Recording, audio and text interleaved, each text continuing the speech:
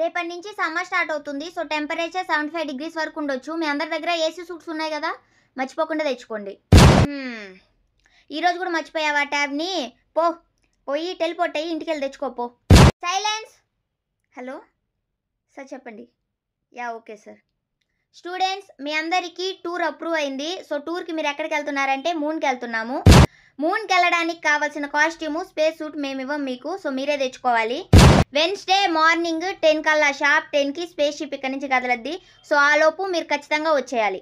అందరూ ట్యాబ్ తీసుకొని ఫాస్ట్గా నోట్స్ స్కాన్ చేసుకోండి. నేను డిలీట్ చేస్తున్నా ఇప్పుడు. స్టూడెంట్స్, రేపు ఎల్లుండి మనకి స్కూల్ ఉండదు, ఎందుకంటే ఎమర్జెన్సీ హాలిడే ఇచ్చారు. జాంబీ అటాక్ అవుతుందంట బయట, కాబట్టి ఇంటికి వెళ్ళేటప్పుడు జాగ్రత్తగా వెళ్ళండి. మీ సూపర్ పవర్స్ ఇష్టం వచ్చినప్పుడు యూజ్ చేయకూడదు, అవసరమైతేనే యూజ్ చేయాలి. అర్థమవుతుందా? What are trees? ట్రీస్ అంటే ఈ ఇమేజ్లో కనపడ్డట్టే గ్రీన్ కలర్లో ఉంటాయన్నమాట ట్రీస్. అవి ఏం చేసావంటే ఆక్సిజన్ని ఎగ్జైల్ చేసావంట.